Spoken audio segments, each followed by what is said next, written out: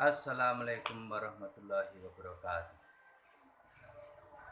Asyhadu an la ilaha illallah wahdahu la syarikalah wa asyhadu anna Muhammadan abduhu wa rasuluh. Amma ba'd. Pada kesempatan siang kali ini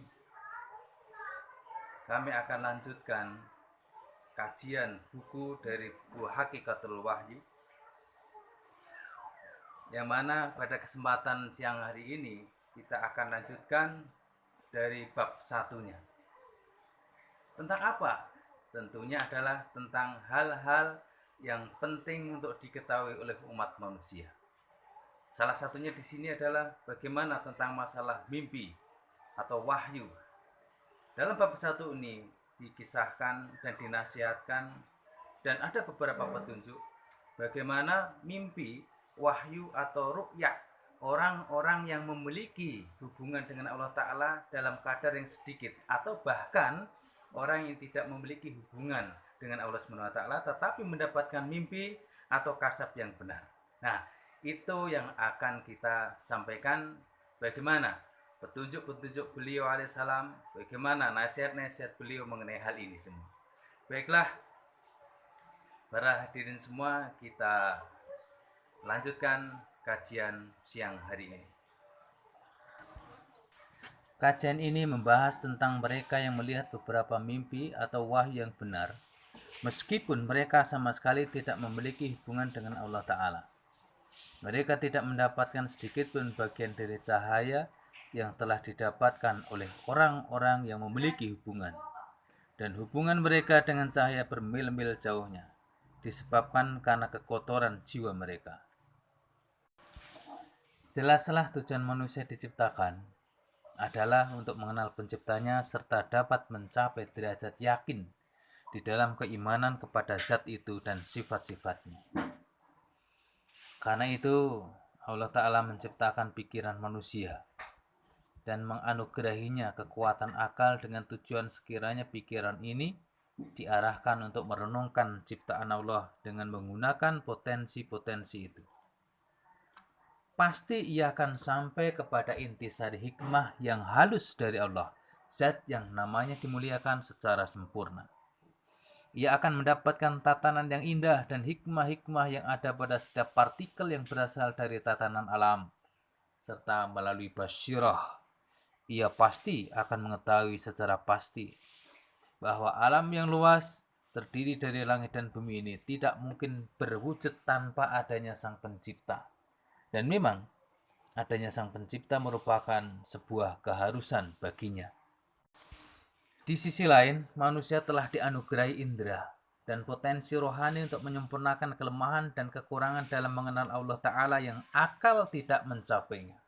Sebab ma'rifatullah tidak mungkin tercapai secara sempurna hanya dengan menggunakan akal. Sebabnya adalah kegunaan akal yang telah dianugerahkan kepada manusia itu hanya sebatas tingkatan untuk mengambil kesimpulan setelah merenungkan tatanan yang pasti dan paripurna, bahwa alam yang merupakan kumpulan berbagai hakikat dan penuh hikmah ini perlu memiliki pencipta. Akan tetapi, bukanlah kewenangan akal untuk memberikan keputusan bahwa pencipta ini benar-benar ada. Tetapi jelaslah bahwa meskipun pengetahuan manusia mampu mencapai kadar tertentu, tetapi bukan hanya karena akal semata. Oleh karena itulah, untuk menyempurnakan perjalanan rohaninya dan menyempurnakan tuntutan fitrati yang tertanam dalam tabiatnya, maka para pencari kebenaran memerlukan tidak hanya kekuatan nalar semata, akan tetapi juga harus memakai kekuatan rohani guna meraih makrifat yang sempurna, sehingga jika kekuatan ini digunakan secara sempurna, maka dia tidak akan menjadi penghalang di tengahnya. Ya, ini jelas sekali bahwa dengan kekuatan rohani ini dapat memperlihatkan bagaimana wajah Sang Kekasih sejati, yakni Allah SWT, dengan jelas. Dan hal ini tidak dapat dilakukan kalau hanya menggunakan kekuatan nalar saja. Jadi sesungguhnya Tuhan yang Maha Mulia lagi Maha Penyayang menganugerahkan dua macam potensi, atau daya ke dalam fitrat manusia untuk meraih makrifat yang sempurna. Sebagaimana Dia telah menjadikan fitrat manusia lapar, dahaga untuk memperoleh pengetahuan yang lengkap tentangnya. Pertama, adalah daya nalar yang sumbernya adalah otak.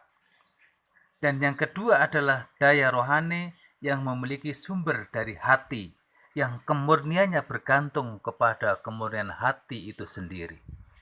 Akan tetapi, selama kebanyakan manusia belum terbebas dari berbagai hijab atau tabir dan masih memiliki kecintaan akan dunia serta ketamakan terhadapnya, masih sombong, angkuh, tinggi hati, riya, memuji diri sendiri, dan berbagai akhlak rendah lainnya seperti malas, sengaja tidak patuh memenuhi hak-hak Allah serta hak-hak hambanya, sengaja menyimpang dari aturan-aturan kebenaran, keteguhan, keikhlasan, serta kesetiaan, serta sengaja memutuskan hubungan dengan Allah.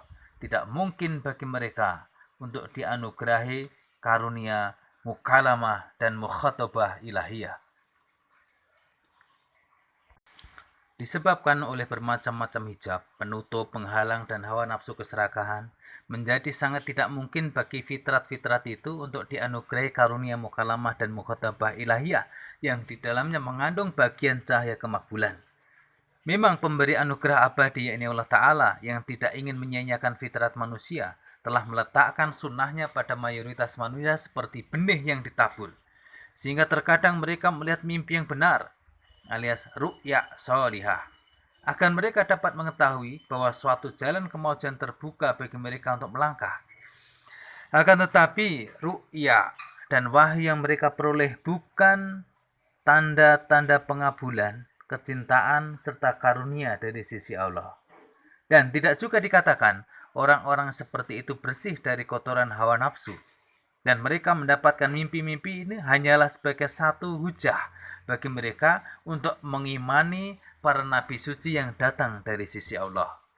Oleh karena itu, sunnah Allah yang selalu berlaku sejak dunia mulai diciptakan, yakni bahwa manusia awam akan melihat mimpi yang benar, dan mereka akan memperoleh ilham-ilham yang benar hingga satu batas tertentu sebagai contoh. Jadi itu hanya sebagai contoh. Dengan tidak memandang keadaan mereka, apakah mereka dalam keadaan orang soleh, ataukah orang jahat, orang bajik, atau orang fasik. Sama saja apakah mereka berada pada agama yang hak ataupun yang batil. Supaya pemikiran dan renungan mereka sebagai hasil dari peniruan dan pendengaran saja bisa sampai kepada ilmu yakin, agar di dalam diri mereka terhadap contoh untuk kemajuan rohani.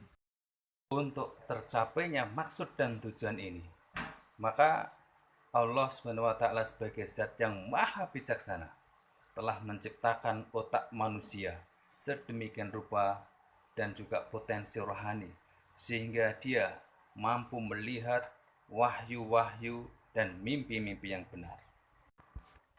Akan tetapi ru'ya dan ilham-ilham itu tidak mengindikasikan bahwa pada mereka ada kebesaran dan kesucian. Sebab hal itu tidak mengindikasikan melainkan hanya sebagai contoh bahwa ada satu jalan untuk mendapatkan kemajuan. Di sini perlu dicamkan oleh setiap orang yang tertarik dengan ilham bahwa wahyu itu terdiri dari dua macam, yakni wahyu ibtila dan wahyu istifa. Wahyu ibtila adalah wahyu yang bersifat menguji, sedangkan wahyu istifa adalah wahyu yang diberikan kepada manusia pilihan Allah. Sesungguhnya wahyu ibtila kadang-kadang menjadi penyebab kebinasaan, seperti apa yang dialami Bal'am yang telah binasa karenanya. Adapun orang yang memperoleh wahyu istifa tidak akan pernah binasa, dan wahyu ibtila pun tidak didapat oleh setiap orang. Karena sebagaimana sebagian tabiat manusia banyak yang badan jasmani dalam keadaan yang bisu, tuli dan buta sejak lahir, potensi rohani sebagian orang pun dapat dikatakan tidak ada.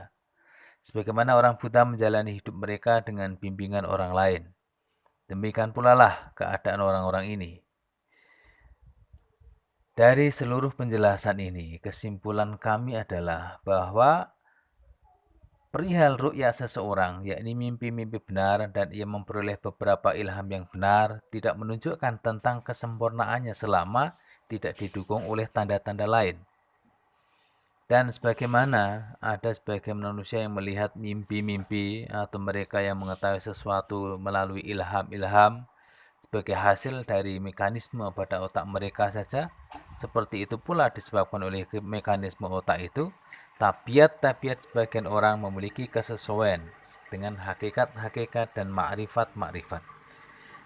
Dan mereka menjadi mampu memahami perkara-perkara yang halus. Tapi sebenarnya mereka merupakan penggenapan hadis sahih ini.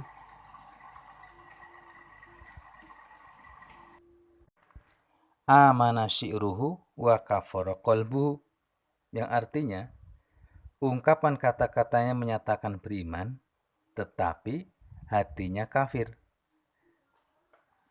Oleh karena itu, mengenali orang yang benar bukanlah tugas setiap orang, melainkan orang yang berilmu. Di samping itu, tentu harus dicamkan bahwa mimpi-mimpi, ru'ya, dan ilham-ilham untuk manusia pada fase ini berada dalam kegelapan yang sangat pekat. Dan di dalam dirinya hanya didapati sedikit saja cahaya kebenaran, serta tidak didukung oleh tanda-tanda kecintaan Allah dan pengabulannya. Jika di dalamnya terdapat suatu perkara gaib yang sama-sama dialami oleh jutaan manusia, hendaklah setiap orang bangkit mencari dan meneliti kebenaran jika dia mau. Karena sesungguhnya orang-orang fasik, orang-orang fujar, pendosa, orang kafir dan ateis hingga para penzina pun sama-sama menerima ru'ya dan ilham semacam itu. Mereka yang bangga dan kagum dengan mimpi-mimpi dan ilham-ilham seperti itu adalah orang-orang yang tidak berakal. Tertipulah orang yang mengklaim dirinya sebagai seorang yang hebat setelah mendapati di dalam dirinya mimpi-mimpi atau wahyu-wahyu hanya pada tingkatan itu. Bahkan hendaknya diingat bahwa perumpamaan orang yang mencapai derajat semacam itu seperti seseorang yang melihat asap di tengah malam gulita dari kejauhan. Tetapi ia tidak melihat nyala api dan tidak juga dia bisa menjauhkan rasa dingin dan penderitaan itu dengan panas api tersebut. Disebabkan karena itulah orang-orang demikian tidak bisa mendapatkan bagian sedikit pun dari berkat-berkat dan nikmat-nikmat Allah Ta'ala yang khas. Dan mereka tidak dapat memperoleh tanda-tanda pengabulan. Dan mereka sedikit pun tidak memiliki hubungan yang dekat dengan Allah Ta'ala. Dan dosa-dosa manusiawi mereka tidak terbakar oleh cahaya yang membara. Juga disebabkan tidak adanya jalinan persahabatan yang murni dengan Allah Ta'ala. Maka setan menjadi teman mereka untuk menjauhkan mereka agar tidak bisa dekat dengan kasih sayang Allah Subhanahu wa Ta'ala. Dan agar perkataan hawa nafsu mereka ini menguasai mereka. Jadi sebagaimana sebagian besar matahari tertutup oleh awan tebal. Dan terkadang yang nampak hanyalah bagian sisinya. Demikian pula, sebagian besar dari kondisi mereka berada di dalam kegelapan. Dalam mimpi-mimpi dan wahyu-wahyu mereka terdapat banyak sekali campur tangan syaitani. Nah, jadi ini penjelasan ini semua bersumber dari buku yang berjudul Hakikatul Wahyi, karya Hazrat Mirza Ghulam Ahmad Al-Masih Maud alaihissalam, edisi yang pertama, halaman 11 sampai 18, yang diterbitkan oleh Neraca Press tahun 2018. Alhamdulillah, jadi itulah kajian yang perlu kita sampaikan pada kesempatan siang hari ini. Mudah-mudahan bermanfaat dan kita tetap semangat walaupun dalam kondisi yang seperti ini. Kerja dari rumah, belajar dari rumah, ibadah di rumah, dan itulah kondisinya. Oke, jazakumullah ahsanal jasa semuanya. Jalasanhu wa asa ismu falhamdulillah ala ihsanihi wa akhiru da'wana anilhamdulillahi rabbil alamin. Assalamualaikum warahmatullahi wabarakatuh.